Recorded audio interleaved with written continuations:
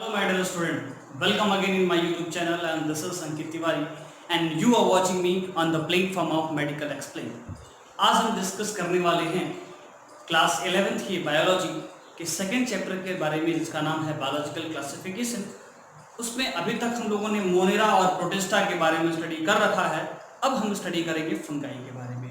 मेरे प्यारे बच्चों, अगर हम फंगाई के बारे में बात करें तो जो फंजाई होता है वो ज़्यादातर फंजाई क्या होते हैं, वो heterotrophic mode of nutrition show करते हैं। यानी जितने भी फंगाई होते हैं वो सारे क्या करते हैं, heterotrophic mode of nutrition show करते हैं। तो पहली बात क्या कि फंगस क्या करता है, heterotrophic mode of nutrition show करता है, मोड ऑफ न्यूट्रिशन शो करता है। तो फंगाई के बारे में पहली बात आपने क्या जाना, जितने भी फंगस होते हैं वो क्या करते हैं, हेट्रोट्रॉपिक मोड ऑफ न्यूट्रिशन को शो करते हैं। दूसरी बात, बहुत सारे फंगस आपको मिल जाएंगे, जैसे कि आपने ब्रेड के ऊपर जो फंगस देखते हैं वो क्या है, वो एक तरह का फंगाई है जो ब्रेड को क्या कर देता है, जो है ब्लैकिश वाइट कर देता है। वो क्या है, वो भी एक फंगस होता है। आप मशरूम खाते हैं, है ना,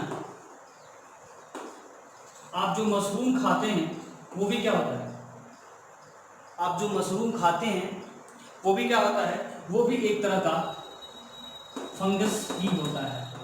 इसके अलावा आप टोड स्टूल का नाम सुना होगा। टोड स्टूल जो होता है वो पॉइजनस मशरूम होता है, पॉइजनस मशरूम होता है,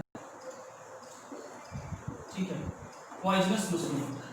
तो टोड स्टूल का आपने नाम सुना होगा, वो क्या होता है, एक तरह का पॉइजनस मशरूम होता है। इसके अलावा अगर हम फंगस के बारे में बात करें तो पक्सीनिया नाम का फंगस होता है। पक्सीनिया नाम का फंगस रस्ट काज करता है, ठीक है, पक्सीनिया नाम का फंगस रस्ट काज करता है। तो ये कुछ जानकारी रही फंगस से रिलेटेड कि फंगस हमें क्या क्या नुकसान पहुंचा सकता है और क्या होता है फंगस, ये हमें समझ में आना चाहिए। तो फंगस जो होता है वो मोस्ट ऑफ द फंगस क्या होते हैं, heterotrophic mode of nutrition show करते हैं, ठीक है। मोस्ट ऑफ फंगस क्या करते हैं, heterotrophic mode of nutrition show करते हैं। लेकिन इनके बारे में अगर हमें जानना है, जैसे कि क्या होता है फंगस, जैसे ब्रेड के ऊपर जो ग्रो करता है वो एक फंगस हो सकता है, मशरूम जो हम खाते हैं वो भी एक फंगस होता है, टोडस्टूल एक पॉइजनस मशरूम है, इसके अलावा पक्सीनिया जो रस्ट काज करता है, ये सारे लोग क्या है, ये सारे लोग फंगस है। बात को थोड़ा आगे बढ़ाया जाए और चीजों को और फील किया जाए तो मेरे प्यारे बच्चों, जो फंगस का सेल वॉल होता है, जो फंगाई का सेल वॉल होता है, फंगाई का जो सेल वॉल होता है वो बना होता है काइटिन का। किसका बना होता है, काइटिन का, CHITIN। किसका बना होता है, काइटिन का बना होता है। यानी सेल वॉल ऑफ फंगस जो होता है, जो फंगस का सेल वॉल होता है, यानी सेल वॉल ऑफ जो फंगाई होता है वो किसका बना होता है, काइटिन का बना होता है। काइटिन क्या है, एक तरह का पॉलीसैकेराइड है, एक तरह का क्या है, पॉलीसैकेराइड है, ठीक है। तो काइटिन एक तरह का पॉलीसैकेराइड है। सेल वॉल ऑफ फंगस किसका बना होता है, काइटिन का बना होता है। अगर हम फंगस के कंडीशंस की बात करें जहां वो ग्रो कर सकता है, तो फंगस वार्म और ह्यूमिड कंडीशन में, कैसे, वार्म और ह्यूमिड कंडीशन में क्या करता है, ग्रो करता है। वार्म मतलब गर्म और ह्यूमिड मतलब नमी जहां पाई जाती है, वैसे क्षेत्र में क्या होता है, फंगस ग्रो करता है, ठीक है। अगर बात को और फील किया जाए और फंगस के बारे में कुछ बातें और किया जाए तो मेरे प्यारे बच्चों, जो फंगस होता है, फंगस जो है उसकी एक जो है सेल को कह सकते हैं, एक सेल को क्या बोलते हैं, हाइफी बोलते हैं, है ना। Filament of fungus, HYPHE hyphae. तो फिलामेंट ऑफ फंगस क्या कहलाता है, फिलामेंट ऑफ फंगस को हम लोग हाइफी कहते हैं। क्या कहते हैं, फिलामेंट ऑफ फंगस को क्या बोलते हैं हम लोग, हाइफी बोलते हैं। और ग्रुप ऑफ हाइफी क्या कहलाता है, ग्रुप ऑफ हाइफी को क्या कहते हैं, ग्रुप ऑफ हाइफी को क्या कहते हैं, ग्रुप ऑफ हाइफी को माइसीलियम कहते हैं। ग्रुप ऑफ हाइफी को क्या कहते हैं, माइसीलियम। अब एक और महत्वपूर्ण बात जिस पर हमें चर्चा करना चाहिए, जो कि इंपॉर्टेंट है हमारे लिए, वो ये कि एक होता है एसेप्टेट। एसेप्टेट का मतलब होता है कि ऐसा हाइफी या ऐसा माइसीलियम, ऐसा समझ लीजिए, ऐसा माइसीलियम जिसमें कि क्या हो, जिसमें सेप्टा मतलब सेप्टा मतलब बंटवारा, जिसमें बंटवारा नहीं, यानी बहुत सारे सेल के जो है, या कैसे सेल कि एक ही सेल दिखे और उसमें बहुत सारे न्यूक्लियर होते हैं, ठीक है। तो जब एसेप्टेट का मतलब होता है कि ऐसा हाइफी या ऐसा माइसीलियम, हाइफी तो एक हुआ ना, एक सेल, ऐसा माइसीलियम जिसके अंदर क्या, जिसके अंदर ऐसा कंडीशन पाया जाए, सेल जो है मतलब सेप्टा ना पाया जाए, ए सेप्टेट हो, सेप्टा ना पाया जाए, बंटवारा ना हो, और उसमें बहुत सारे न्यूक्लियाई पाए जाए, ऐसे माइसीलियम को क्या बोलते हैं, ऐसे माइसीलियम को हम लोग सिनोसिटिक हाइफी या माइसीलियम कहते हैं, सिनोसिटिक हाइफी कहते हैं, ठीक है, ये ध्यान रखना है। तो एक्चुअली मेन प्लांट बॉडी जो होती है, फिलामेंट ऑफ जो फंगस होता है उसको हम हाइफी कहते हैं और ग्रुप ऑफ हाइफी को माइसीलियम कहते हैं। अब सिनोसिटिक कंडीशन क्या होती है, अगर एक ही हाइफी में एक से ज्यादा न्यूक्लियाई पाई जाती है, मल्टी न्यूक्लिएटेड कंडीशन अगर पाया जाता है तो उसे हम क्या कहते हैं, उसको बोलते हैं सिनोसिटिक हाइफी, ठीक है, क्लियर है। तो सिनोसिटिक हाइफी का मतलब क्या होता है कि एक हाइफी के अंदर एक से ज्यादा न्यूक्लियाई पाई जाती है और इस कंडीशन को एसेप्टेट बोलते हैं। तो ये जानकारी आपको एक मिली। इसके अलावा फंगस क्या क्या शो कर सकता है मैं आपको बताता हूँ। इतनी बातें क्लियर है? अगर आपको इतनी बातें क्लियर हैं तो अब फंगस जो होता है वो सिम्बियोटिक मोड ऑफ न्यूट्रिशन भी शो करता है। फंगस से एंटीबायोटिक्स भी निकाली गई थी, ठीक है। चलिए मैं फंगस से कौन से एंटीबायोटिक्स निकाली गई थी उसके बारे में चर्चा करेंगे। तो आपको बता दें, एक साइंटिस्ट थे जिनका नाम था अलेक्जेंडर फ्लेमिंग। क्या नाम था? अलेक्जेंडर, है ना, फ्लेमिंग। अलेक्जेंडर फ्लेमिंग नाम के साइंटिस्ट थे, ठीक है। अलेक्जेंडर फ्लेमिंग नाम के साइंटिस्ट थे जिन्होंने एक बैक्टीरिया था स्टेफिलोकोकाई नाम के बैक्टीरिया पे काम कर रहे थे। ड्यू एनी रीजन वो 2 दिन के लिए अपने घर चले गए और जब घर से वापस आए तो उन्होंने क्या देखा कि जिस स्लाइड पे वो काम कर रहे थे, स्लाइड पे कुछ हिस्से में एक फंगस ग्रो कर गया है और उस फंगस का नाम है पेनिसिलियम, ठीक है। उस फंगस का नाम क्या है? पेनिसिलियम। अब वो फंगस जहां ग्रो कर रहा था वहां बैक्टीरिया ग्रो नहीं कर रहा था और उसी दिन उन्होंने इस फंगस पे काम करना शुरू किया और उससे एक एंटीबायोटिक्स निकाली जिसका नाम था पेनिसिलिन, ठीक है। क्या नाम था? पेनिसिलिन।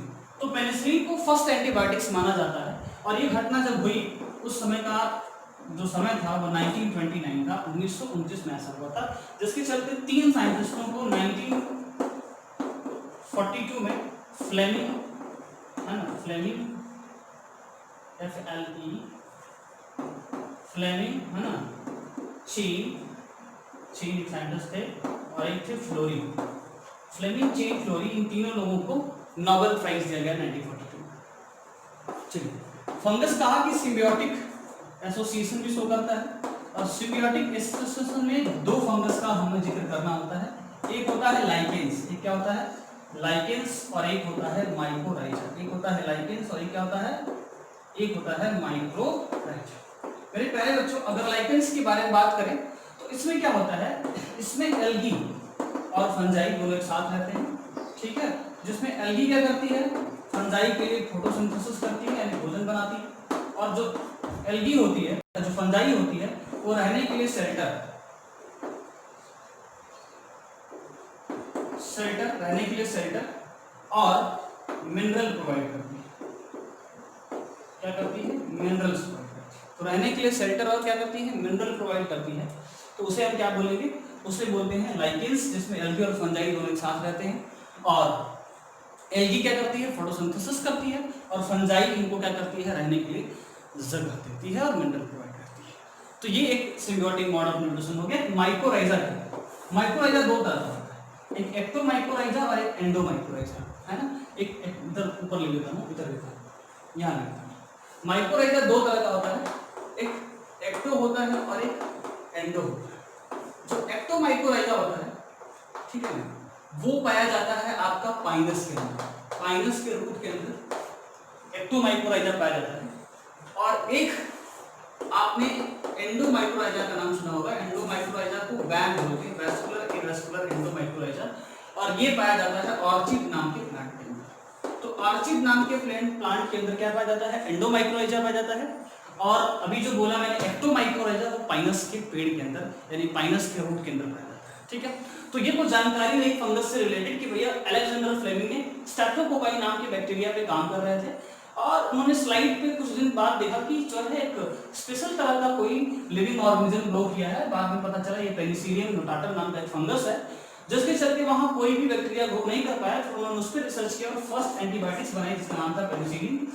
1929 में ये चीज बनाई थी और उसी वजह से 1942 में 1942 में फ्लेमिंग चेन और यानी कि 1942 या 1942 में फ्लेमिंग चेन और फ्लोरी को नोबेल प्राइज दिया गया। अगला एक फंगस के बारे में हमें ये जानना है कि ये सिम्बियोटिक एसोसिएशन भी शो करते हैं, जैसे जीता जाता है एग्जाम्पल उसका लाइकेन हो गया और माइकोराइजा हो गया। लाइकेन क्या होता है?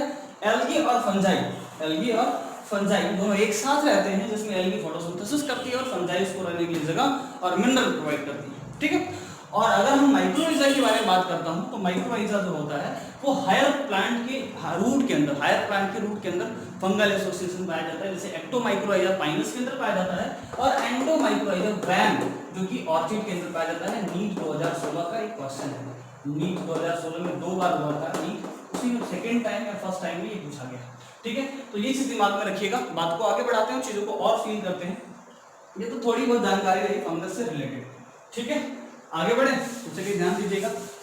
अब हमें जो फंगस के बारे में स्टडी करना है वो फंगस के बारे में रिप्रोडक्शन लेवल से स्टडी करना है। तो देखिए फंगस जो होता है वो 3 तरह से रिप्रोडक्शन करता है, एक सेक्सुअल, एक एसेक्सुअल और एक वेजिटेटिव। इतनी बातें क्लियर है? किसी को कोई प्रॉब्लम होगी तो हमें कमेंट करके बताएगा, हम उसको और क्लियर कर देंगे। ठीक है, इतनी बातें आपको समझ में आनी चाहिए। ओके, अब अगर बात करते हैं रिप्रोडक्शन की, फंगस के अंदर रिप्रोडक्शन की बात करते हैं तो फंगस के अंदर जो रिप्रोडक्शन होता है वो 3 तरह से हो सकता है। क्या क्या? एक होता है एसेक्सुअल, एक होता है एसेक्सुअल, एक होता है वेजिटेटिव VEGETATIV और एक होता है सेक्सुअल। क्लियर? ये 3 तरह के जो है हमें रिप्रोडक्शन के बारे में स्टडी करना है, एक एसेक्सुअल, एक वेजिटेटिव और एक सेक्सुअल रिप्रोडक्शन। ये 3 तरह के रिप्रोडक्शन के बारे में हमें क्या करना है? स्टडी करना है। अगर हम एसेक्सुअल रिप्रोडक्शन की बात करें तो फंगस के अंदर एसेक्सुअल रिप्रोडक्शन में जैसे वेजिटेटिव रिप्रोडक्शन जो हो गया उसको तो करेंगे ही। एसेक्सुअल रिप्रोडक्शन जो होता है वो स्पोर द्वारा होता है, कोनिडिया, स्पोरेंजियोस्पोर और जूस्पोर, है ना। एसेक्सुअल रिप्रोडक्शन जो होता है वो स्पोर द्वारा होता है ना, कोनिडिया, स्पोरेंजियोस्पोर, स्पोरेंजियोस्पोर और लास्ट वाला है जूस्पोर। ठीक है, तो ये 3 हो गए एसेक्सुअल रिप्रोडक्शन। अब वेजिटेटिव कैसे हुआ? एक तो बडिंग हो जाएगा, एक फ्रैगमेंटेशन। तो जो वेजिटेटिव रिप्रोडक्शन है उसको भी 3 भागों में डिवाइड किया जाएगा। एक बडिंग हो गया जिसको कि हम इसके अंदर देखते हैं क्लास 10th से 11th में हम लोग पढ़े होंगे इसके बारे में।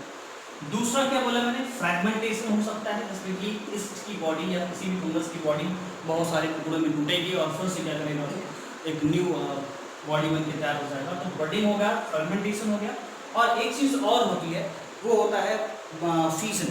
ठीक है, एक क्या होता है? बडिंग, एक फ्रैगमेंटेशन और एक हो गया फीजन। तो ये 3 तरह के हमको वेजिटेटिव मोड ऑफ रिप्रोडक्शन हो गया। अब सेक्सुअल मोड ऑफ रिप्रोडक्शन के बारे में भी हम चर्चा कर लेते हैं। सेक्सुअल भी 3 तरह का पढ़ना है, एक oospore, ascospore और basidiospore। क्या क्या? एक होता है oospore, है ना, oospore, दूसरा ascospore और तीसरा जो होगा वो हो जाएगा basidiospore। ठीक है, basidiospore। तो this is the 3 type of sexual mode of reproduction, 3 type of vegetative mode of reproduction and 3 type of asexual mode of reproduction.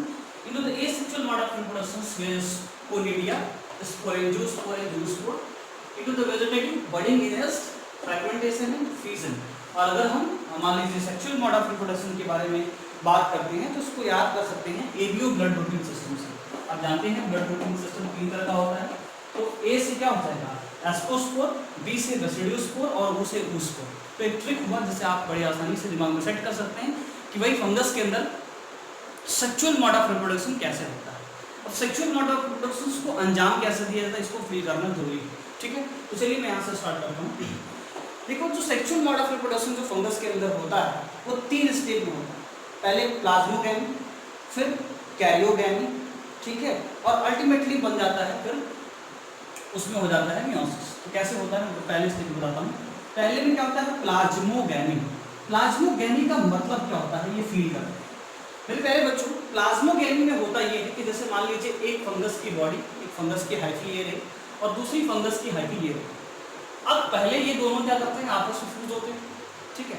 जब पहले ये दोनों आपस में फ्यूज होंगे तो इसका साइटोप्लाज्म मिलेगा, और साइटोप्लाज्म मिल जाएगा तो इसका न्यूक्लियस यहाँ और इसका न्यूक्लियस यहाँ, ठीक है। साइटोप्लाज्म मिला और साइटोप्लाज्म मिल के एक ऐसा स्ट्रक्चर बना लेगा जिसको बोलेंगे प्लाज्मोगेनी, ठीक है। फिर दूसरे स्टेप में क्या होगा, ये दोनों न्यूक्लियाई आपस में मिलेंगे और न्यूक्लियाई मिलेंगे तब ऐसा हो जाएगा और that is considered as what, karyogamy, ठीक है।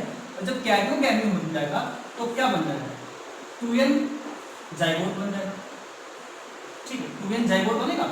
अब देखो, चूंकि main plant body of hyphae के जो है फंगस क्या होती है, हैप्लॉइड होती है। हैप्लॉइड का मतलब समझते हैं ना, जिसमें क्रोमोसोम नंबर क्या होता है, सिंगल कंसिडरेशन होता है। जैसे हमारे बॉडी में 23 पेयर ऑफ क्रोमोसोम होते हैं, मतलब 46 होते हैं। तो इनकी जो मेन बॉडी होती है वो हैप्लॉइड होती है, ठीक है ना, ये चीज ध्यान रखिएगा। तो फंगस की जो बॉडी होती है वो मेन बॉडी हैप्लॉइड होती है। अब जो जाइगोट बन गया वो तो डिप्लॉइड बन गया। अब डिप्लॉइड से हमें मेन बॉडी बनाना है तो क्या करेंगे, मियोसिस कराएंगे। यानी कि इसमें कौन सा मियोसिस हुआ, जाइगोटिक मियोसिस हुआ। ये कई बार पूछा गया है कि भाई फंगस के अंदर कौन सा मियोसिस होता है, तो फंगस के अंदर कौन सा मियोसिस होता है, जाइगोटिक मियोसिस होता है। जैसे फिर जो है एक मेन बॉडी बनती है, स्पोर बनेगा और स्पोर से फिर क्या करेगा, स्पोर हैप्लॉइड होगा और ये स्पोर फिर से फंगस की बॉडी को बनाने में सक्षम होगा। तो फंगस के अंदर क्या होता है, जाइगोटिक मियोसिस होती है। इस बात को ध्यान रखिएगा तो आपको चीजें ज्यादा फील आएंगी, ठीक है। बात को आगे बढ़ाते हैं और एक छोटी सी बात जो बहुत इंपॉर्टेंट है उसको समझते हैं। मैंने कह तो दिया कि भाई प्लाज्मोगेनी के बाद कैरियोगेनी होता है, और कुछ लोगों के अंदर कैरियोगेनी कुछ समय के लिए रुक जाता है। कुछ समय के लिए रुक जाता है मतलब क्या होता है ना, आपको समझाता हूं। जैसे मान लीजिए ऊपर वाला स्टेट में हमने प्लाज्मोगेनी का कराया, क्योंकि आपका किससे मिला, इससे आके मिला, this state is considered as plasmogamy. लेकिन अब कुछ समय तक ये प्लाज्मोगैमेट स्टेट ही बना रहता है, प्लाज्मोगैमेट स्टेट ही बना रहता है।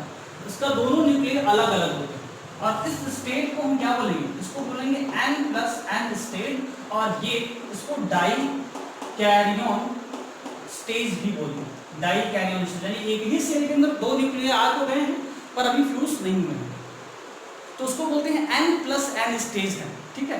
लेकिन कुछ समय के बाद ये आपस में मिल जाते हैं और मिलने के बाद ये फिर 2n बना लेते हैं। इस स्टेज को डाइकैरियन स्टेज कहते हैं। और ये जो है वो आपका एस्कोमाइसिटीज है ना, एस्कोमाइसिटीज और बेसिडियोमाइसिटीज है ना, बेसिडियोमाइसिटीज के अंदर बहुत कॉमन है, इंपॉर्टेंट है, दिमाग में सेट रखिएगा, कई बार पूछा गया है, ठीक है। तो बेसिडियोमाइसिटीज के अंदर क्या, बेसिडियोमाइसिटीज और एस्कोमाइसिटीज के अंदर डाइकैरियन स्टेज पाया जाता है, जिसमें क्या होता है, पहले प्लाज्मोगैमी तो होता है पर जो कैरियोगैमी होता है वो कुछ समय के लिए रुक जाता है, यानी कि n+n स्टेज आ जाता है, जिसको हम डाइकैरियन स्टेज कहते हैं। और बाद में ये फिर मिलकर के 2n बनाता है, यानी जाइगोट बनाता है। और ये फिर जाइगोट के अंदर क्या होगा, जाइगोटिक मियोसिस होगा, और जाइगोटिक मियोसिस के बाद क्या बन जाएगा, जाइगोटिक मियोसिस के बाद स्पोर बन जाएगा, और स्पोर डेवलप होकर के हाइफी ऑफ फंगस बन जाएगा। आसान है, बहुत आसान है। अब चलते हैं हम एक एक करके फंगस के बारे में स्टडी करेंगे तो चीजें हमें ज्यादा फील आएंगी। चलिए देखो, जो फंगस को 4 भागों में बांटा गया, कौन कौन सा, फाइकोमाइसिटीज, एस्कोमाइसिटीज, बेसिडियोमाइसिटीज और ड्यूटेरोमाइसिटीज। 4 तरह के फंगस के बारे में हमको स्टडी करना है। क्लास 11th लेवल, कहानी बहुत बड़ी है फंगस से रिलेटेड, बट क्लास 11th के लेवल पे जो हमें ध्यान रखना है, या थोड़ी बहुत जो इसके एग्जांपल है जो ध्यान रखना है मेरे, उस पर हम चर्चा करेंगे, बहुत ज़्यादा फालतू बात करने वाले नहीं है, ठीक है। तो चलिए ध्यान दीजिएगा, मैंने कहा कि जो फंगस होता है, जो फंगाई होता है, उसकी बॉडी को या जो फंगस को कुल 4 भागों में डिवाइड किया जाता है। वो 4 कौन कौन से होंगे, पहला जो होता है वो होता है फाइकोमाइसिटीज, फाइकोमाइसिटीज, दूसरा होता है फाइकोमाइसिटीज के बाद एस्कोमाइसिटीज, तीसरा होता है बेसिडियोमाइसिटीज, ठीक है। और जो चौथा होता है वो होता है ड्यूटेरोमाइसिटीज। ये 4 तरह के फंगस के बारे में हमको स्टडी करना है। चलिए, अगर हम फाइकोमाइसीटीज से रिलेटेड बात करें, इसके बारे में बात करें, फाइकोमाइसीटीज से रिलेटेड बात करें तो क्या होगा, हम उससे समझने की कोशिश करें। तो मेरे प्यारे बच्चों, जो फाइकोमाइसीटीज होता है ये कहाँ ग्रो करता है वो समझना जरूरी है। तो यहाँ ये ह्यूमिड कंडीशन पाई जाती है। ह्यूमिड जैसे कि मान लीजिए कोई लकड़ी का गट्ठर है जिसमें बरसात हो गया, वहाँ ये ग्रो करता है। या डैम प्लेस, मतलब समझते हैं डैम प्लेस जिसको कहते हैं। डैम प्लेस का मतलब जहाँ की बरसात के चलते वहाँ नमी बहुत ज़्यादा हो और नमी के साथ साथ गर्मी हो। और आपको बता दें, बरसात एक ऐसा मौसम होता है जिसमें फंगस बड़ी आसानी से ग्रो करता है, क्योंकि ये जो मौसम होता है ये वार्म भी होता है और ह्यूमिड भी होता है, यानी कि नमी भी होती है और क्या होता है, गर्म भी होता है। तो ये दो कंडीशन जो होते हैं फंगस के लिए बहुत बेस्ट होते हैं ग्रो करने के लिए, वार्म और ह्यूमिड कंडीशन, ठीक है ना, ये चीज़ ध्यान रखना है। तो ह्यूमिड कंडीशंस मिलता है और यानी कि डैम प्लेस पे ये आपके फाइकोमाइसीटीज ग्रो करते हैं। इसके अलावा इसके बारे में ये जानना है हमें कि इनका जो माइसीलियम होता है वो एसेप्टेट और सिनोसिटिक होता है। इनका जो माइसीलियम होता है, माइसीलियम जो होता है वो एसेप्टेट और सिनोसिटिक होता है। क्लियर है, यानी कि मल्टी न्यूक्लियोटाइड कंडीशन पाई जाती है। सेप्टेट मतलब चूंकि उनके हाइफी के अंदर क्या हुआ, बंटवारा नहीं हुआ, तो एक ही सेल के अंदर एक से ज्यादा न्यूक्लियाई पाए गए, है ना। जैसे बताया था मैंने थोड़ी देर पहले, मान लीजिए एक हाइफी है, दूसरी हाइफी है, तीसरी है, चौथी है, पांचवी है। अब सबके अंदर न्यूक्लियाई है, लेकिन ये जो दिख रहा है ना स्टेट, ये हट जाएगा तो अब सबके पास न्यूक्लियाई तो मिल गया, सबके पास न्यूक्लियाई तो था, सारे मिल गए, तो सेल तो एक ही रहा, हाइफी तो एक ही रहा, लेकिन न्यूक्लियाई बढ़ गए, इसको मल्टी न्यूक्लियोटाइड कंडीशन कहते हैं। और दिस इज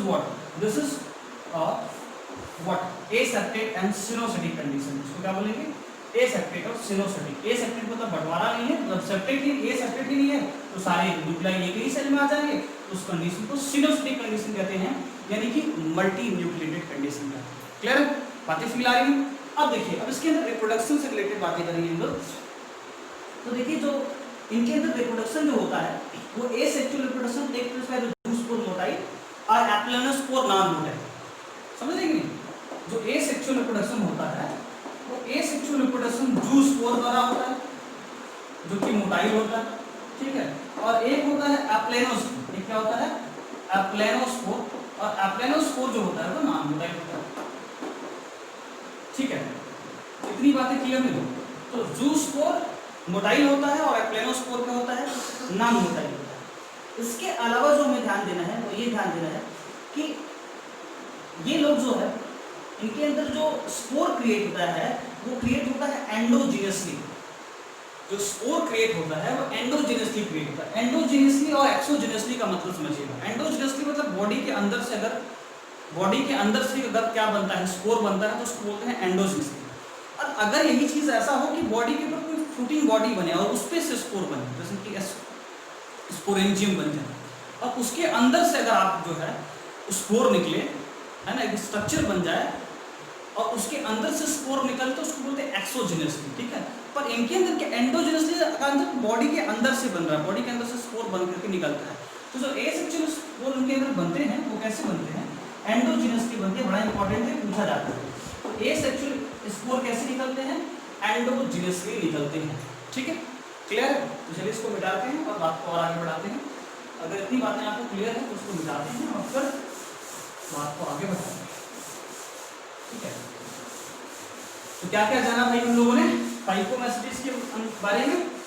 भैया ये वार्म और ह्यूमिड कंडीशन तो चाहिए ही, लेकिन ये डैम प्लेस पे ग्रो करते हैं, या ऐसी जगह जहाँ की वाटर का अमाउंट ज़्यादा हो, यानी कि डैम प्लेस हो, ह्यूमिडिटी ज़्यादा हो, बरसात ज़्यादा हो रही हो।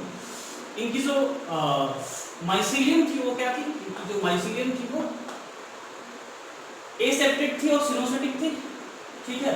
और इनके अंदर जो स्पोर था, एसेक्सुअल स्पोर जो था वो कैसे था, जो एसेक्सुअल स्पोर था वो दो था, जूस्पोर और एप्लेनोस्पोर था। जूस्पोर क्या था, मोटाइल था, और एप्लेनोस्पोर क्या था, एप्लेनोस्पोर नॉन मोटाइल था। जूस्पोर मोटाइल था और एप्लेनोस्पोर नॉन मोटाइल था। और ये दोनों लोग निकल कैसे रहे थे, ये दोनों लोग एंडोजीनियसली निकल रहे थे, ठीक है। एंडोजीनियसली मतलब शरीर के अंदर से, और अगर एक्सोजीनियसली बोला जाए तो मतलब शरीर के ऊपर कोई फ्रूटिंग बॉडी बनी है और उस पे वो ग्रो कर रहा है, तो that is exogenous lever. Clear है? अब देखिए इसके एग्जांपल से भी रिलेटेड कुछ बातें कर लेते हैं। इसके एग्जांपल हमको 2-3 पढ़ने होंगे। क्या क्या मैं आपको फील करा था। पहला जो एग्जांपल इसका है वो ये है एल्बिगो। एक होता है एल्बिगो, एक हमको राइजोपस पढ़ना है या म्यूकर पढ़ना है, ठीक है। तो एक होता है राइजोपस या म्यूकर, म्यूकर हो गया। एक होता है राइजोपस जिसे हम ब्रेड मॉल्ट कहते हैं, ब्रेड मॉल्ट कहते हैं। और एल्बिगो जो होता है, एल्बिगो जो होता है, एल्बिगो एल्बिगो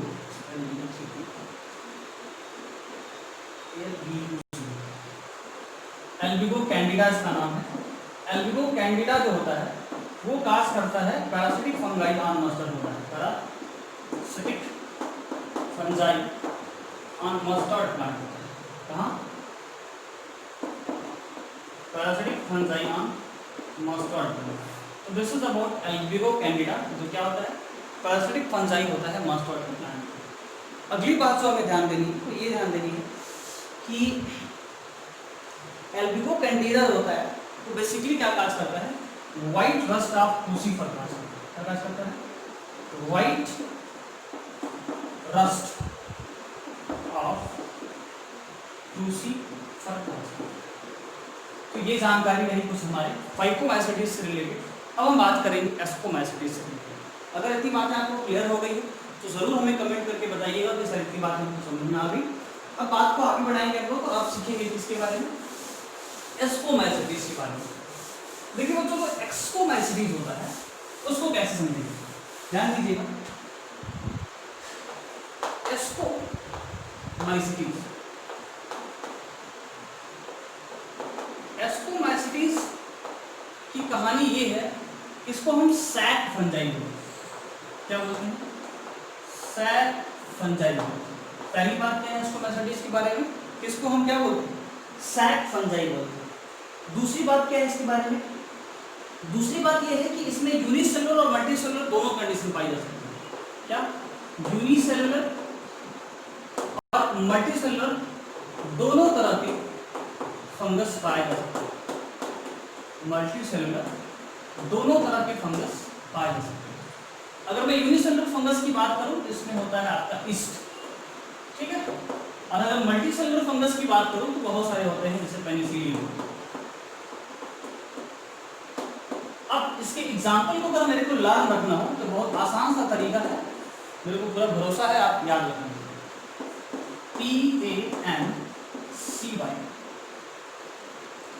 PANCY, पी से पेनिसिलियम, जिसके बारे में भी स्टार्ट किया था तभी बताया था, इससे एंटीबायोटिक्स निकल गई थी। ई से एल्बिगो, एल्बिगो कैंडिडा नाम का एक फंगस होता है, ठीक है। ए से एल्बिगो होता है, नहीं, ए से एस्परेजिलस होगा। एल्बिगो तो फाइकोमाइसीटीज का नाम है, सॉरी इसको इरेज करिएगा। यहाँ लिखिएगा ए से एस्परेजिलस, एस्परेजिलस।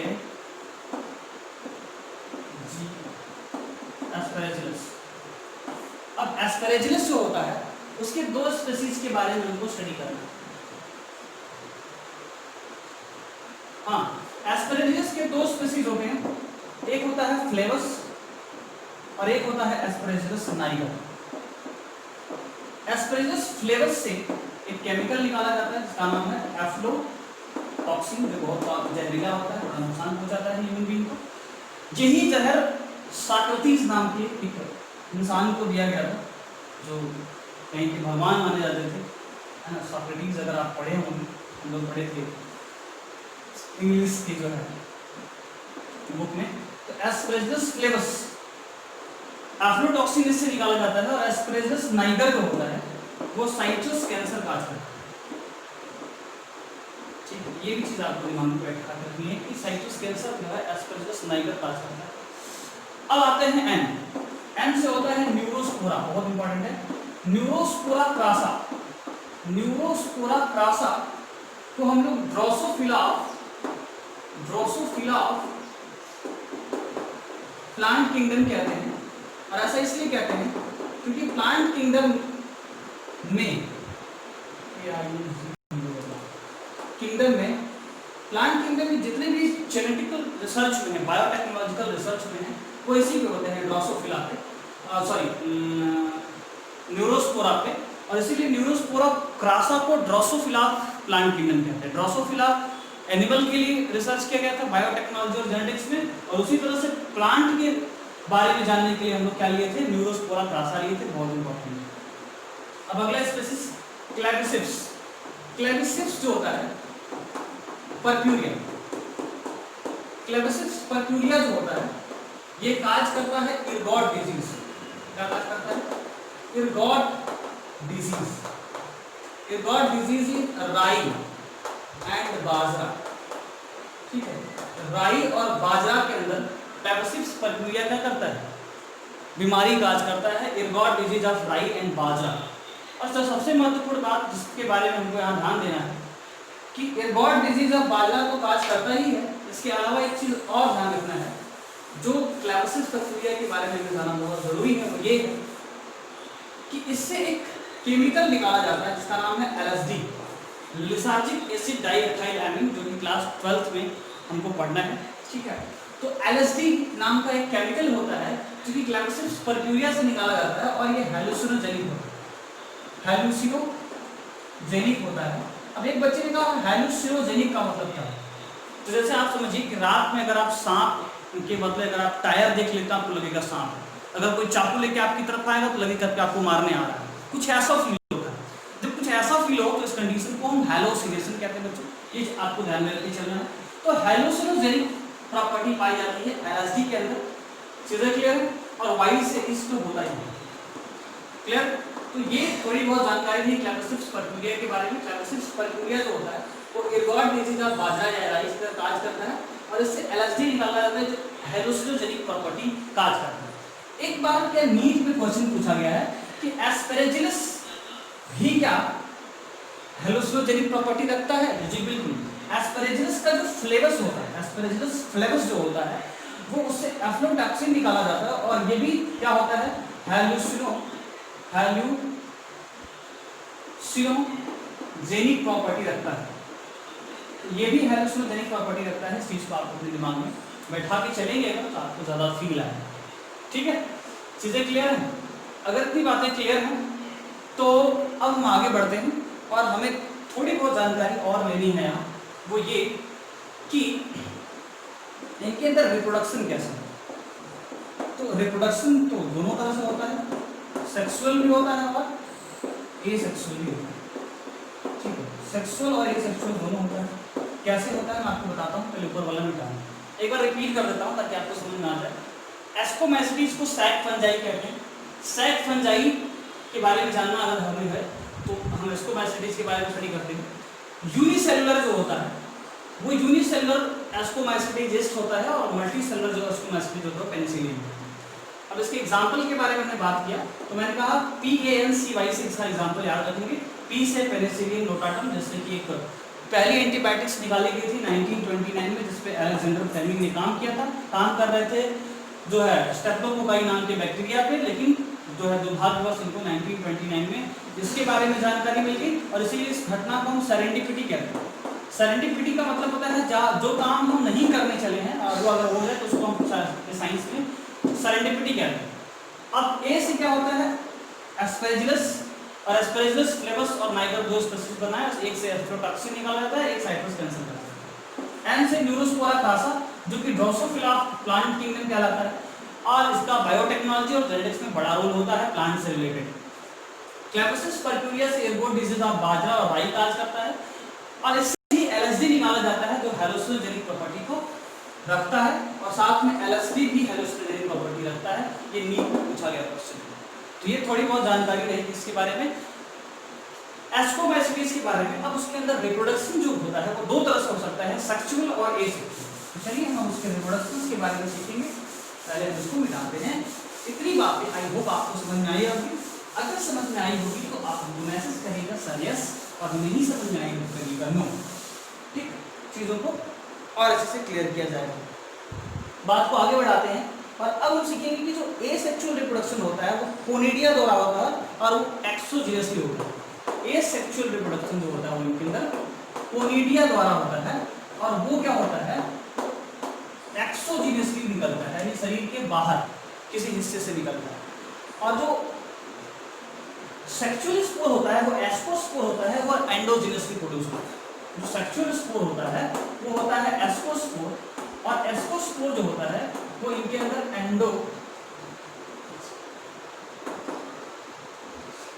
एंडोजीनियसली प्रोड्यूस होता है। ये चीज आप ध्यान रखिएगा कि इनके अंदर जो एसेक्सुअल स्पोर होता है कोनिडिया, वो होता है एक्सोजीनियसली प्रोड्यूस, और जो सेक्सुअल स्पोर होता है उसका नाम है एस्कोस्पोर, और वो प्रोड्यूस कैसे होता है, एंडोजीनियसली, यानी शरीर के अंदर से निकलता है। ठीक है, जो एस्कोस्पोर बनता है वो एक पर्टिकुलर स्ट्रक्चर में बनता है, सैक लाइक स्टाइल बनता है, जिसको हम एस्कस कहते हैं। सैक लाइक स्ट्रक्चर होता है एस्कस, जिसके अंदर बनता है। ठीक है, और अगर हम बात करते हैं एसेक्सुअल स्पोर कोनिडिया की, तो ये जहां बनता है उसको बोलते हैं हम लोग कोनिडियोफोर्स बोलते हैं। कोनिडियोफोर्स एक आउटबॉक्स उसकी बॉडी में निकलता है, कोनिडियोफोर्स निकलता है, और ये कोनिडियोफोर्स के अंदर जो है कोनिडिया एक्सोजीनियसली प्रोड्यूस होता है। बात को थोड़ा समझते हैं, कंफ्यूजन ना क्रिएट हो, एक बार फिर से रिपीट कर देते हैं। एसेक्सुअल जो रिप्रोडक्शन होता है वो कोनिडिया के द्वारा होता है। एक्सोजीनियसली मतलब शरीर के बाहर एक स्ट्रक्चर बनेगा कोनिडियोफोर, उसके अंदर बनेगा स्पोर बनेगा, और वो बाहर से डाइजेस्ट होकर के अपना नेक्स्ट जनरेशन क्रिएट कर सकता है। और अगर हम सेक्सुअल रिप्रोडक्शन की बात करते हैं तो सेक्सुअल रिप्रोडक्शन एस्कोस्पोर के द्वारा होता है, और एस्कोस्पोर जो होता है वो एंडोजीनियसली प्रोड्यूस होता है, और एंडोजीनियसली जिस स्ट्रक्चर में प्रोड्यूस होगा उसको क्या बोलेंगे हम लोग, एस्कस बोलते हैं। तो आज की इस क्लास में इतना ही, फिर मिलते हैं एक नई शुरुआत, नई दिशा और नए दोस्तों जुनून के साथ अगली क्लास में। तब तक के लिए टाटा बाय बाय, प्रणाम।